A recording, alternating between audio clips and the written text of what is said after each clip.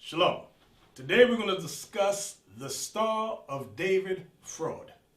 Many of you, as were we, were under the misconception that the Most High gave King David a six-pointed hexagram that represented the nation of Israel. We're going to go into the Holy Bible and find out, is that true or is that a man-made lie? Let's go to Proverbs chapter 30, verse 6.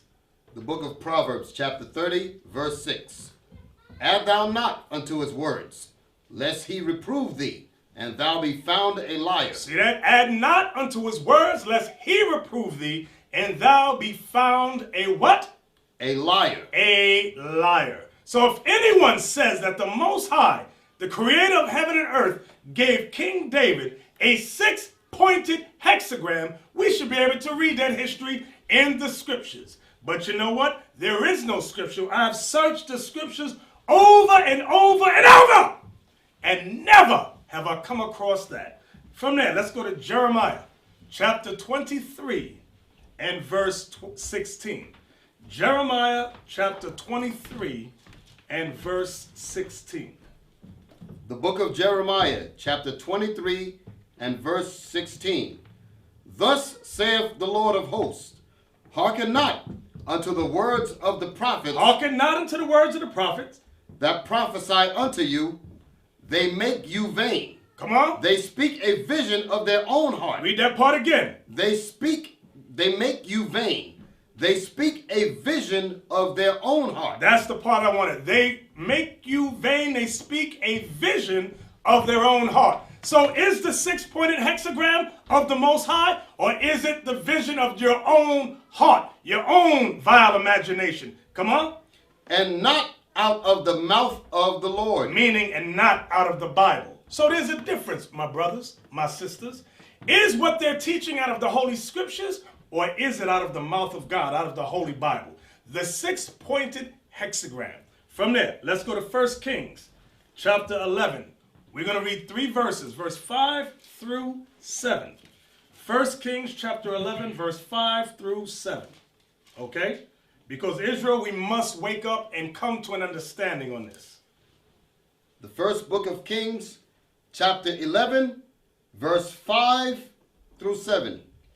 For Solomon went after Ashtoreth. That's where Easter comes from, Ashtoreth. Come on. The goddess of the Zidonians, and after Milcom, the abomination of the Ammonites. So what is this talking about? Solomon, when he married these women of other nations, they manipulated his mind as he started to get up in age, and he started to follow these strange gods. Come on. And Solomon did evil. He did what? Did evil. Solomon did evil. Come on. In the sight of the Lord, and went not fully after the Lord, as did David his father. Come on. And then Solomon built an high place for Chemosh, the abomination of Moab, in the hill that is before Jerusalem, and for Molech, the abomination of the children of Ammon. So you see what Solomon did? He became evil. He started to worship the pagan gods of his wives. Okay? Now, when you search history, this is what I want you to do, brothers. This is what I want you to do, sisters. Right now, go to Google and type in Seal of Solomon. Seal of Solomon.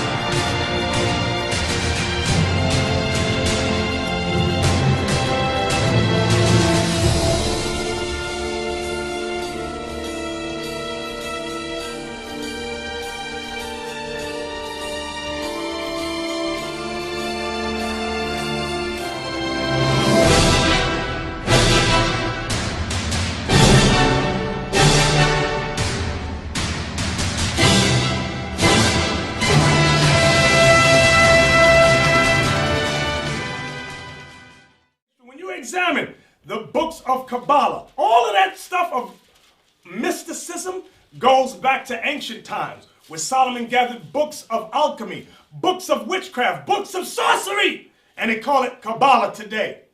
And you can find the seal of Solomon, the 6-pointed hexagram, in there. Now, at Amos chapter 5, verse 26. The book of Amos, chapter 5, verse 26. But ye have borne the tabernacle of your Molech, and Chion your images, the star of your God. The star of your God. Which ye made to yourself. Which you made to yourself. So that reference to the star there. Read it again. But ye have borne the tabernacle of your Molech. Molech. Remember, Solomon, what we read in Kings, remember he started dabbling with Molech. Go ahead. And Chion. And Chion. Your images. Come on. The star of your God. Because it was a 6-pointed star that was in honor of these false gods. 6-pointed and a 5-point star. Understand that. From there, let's go to Acts. Did you finish? No. Go ahead. Which ye made to yourselves. From there, let's go to Acts chapter 7. Let's go to the New Testament. Because the disciple Stephen spoke on this too, historically. Acts chapter 7, verse 43. Acts chapter 7, verse 43. Yea, ye took up the tabernacle of Molech. There goes Molech again. And the star of your God Remphan. And the star, and the star, and the star, and the star of your God Remphan. That's the 6-pointed hexagram. Go ahead. Figures which ye made to worship them. Figures which ye made to worship them. Was that it? And I will carry you away beyond Babylon. And as a result of us having that image, the Most High got angry with us and carried us away to Babylon. Okay, so now, you know what this is showing? That these are ancient symbols, okay? That's why the so-called Jews of today, the so-called white man that claims to be a Jew, what's the symbol on his flag?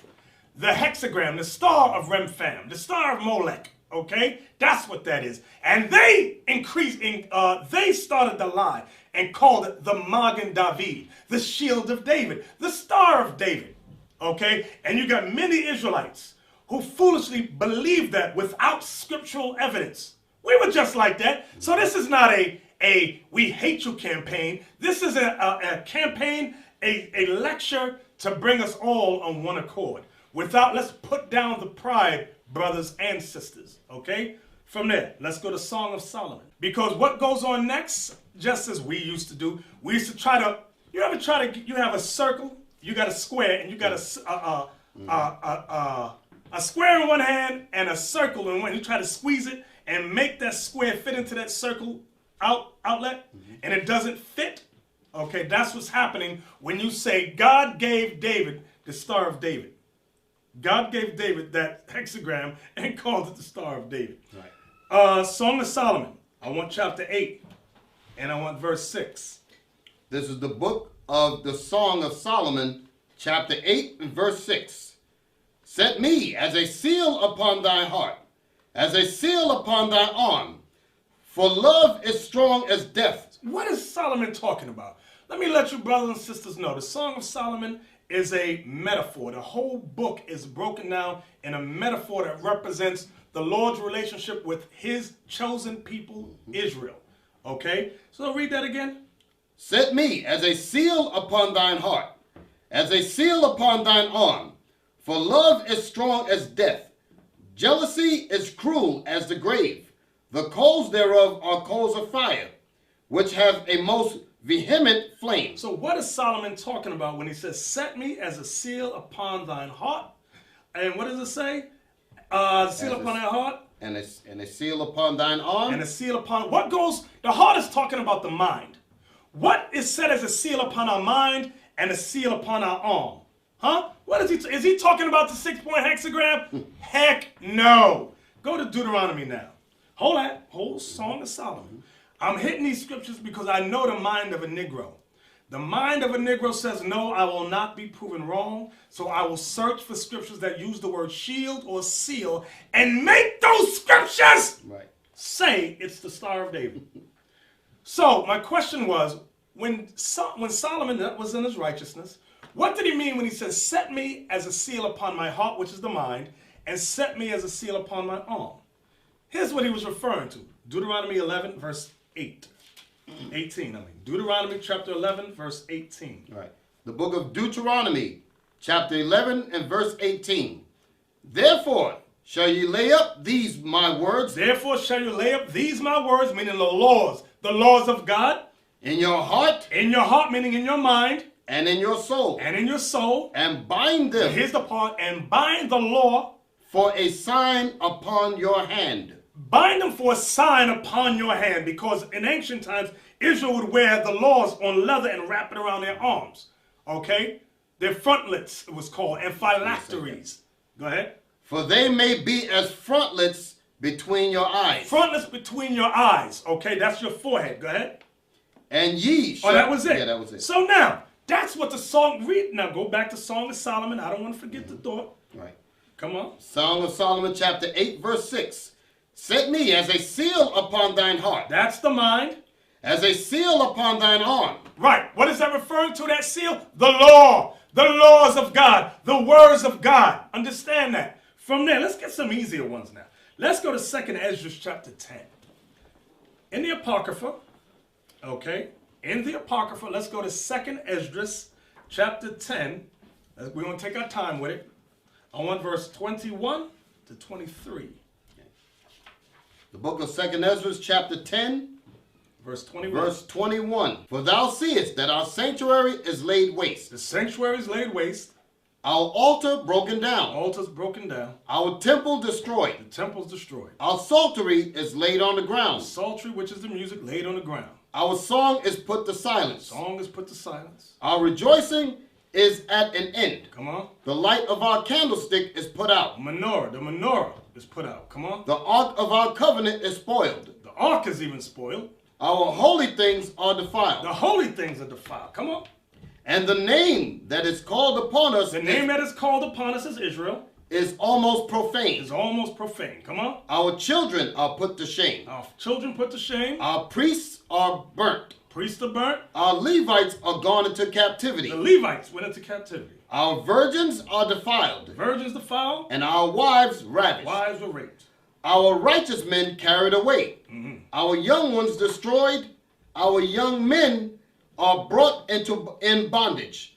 And our strong men are become weak. Come on. And which is the greatest of all? And which is the greatest of all? The seal of Zion has now lost her honor. What is the seal of Zion? The seal of Zion. Is that talking about the 6-point hexagram? The Star of Rim fam? Huh? The Star of Molech? Kalum? Huh? Is that what that's talking about? No. Give me Isaiah chapter 8, verse 16. What is the seal of Zion? Huh? Let's get that. Isaiah chapter 8 and verse 16. Right. The book of Isaiah chapter 8 and verse 16. Listen good. Bind up the testimony, seal the law. Seal the law. Among my disciples. Among my disciples. Seal the law. The law is the seal. The law is the seal. From there, let's go to Revelation 7 and 4. The book of Revelation, chapter 7 and verse 4. And I heard the number of them which were sealed. And there were sealed 144,000 of all the tribes of the children of Israel. And there was sealed what? And there were sealed 144,000 of all the tribes of the children of Israel. I want you to jump up now. Jump up to, is it verse 2? Verse 3. Saying, hurt not the earth, neither the sea, nor the trees, till we have sealed the servants of our God in their foreheads. What is the seal talking about? Go right back to Isaiah 8 and 16. Right back there. Because some of you right now going, yeah, the Star of Renfrew, David. The Star of Molech, David. You know, simple as hell. Isaiah chapter 8, verse, we just read it. Y'all should have the thought now. Right. The book of Isaiah chapter 8 and verse 16. Bind up the testimony, seal the law among my disciples. So what is the seal that we got to be sealed with? The law, the law, the law. And guess what? There's nothing else to be said about it. So either if you keep pushing that, that's your own vain opinion. So brothers, sisters, I pray we can all come on one accord and stop following the so-called white man and his lies. And with that, we say shalom.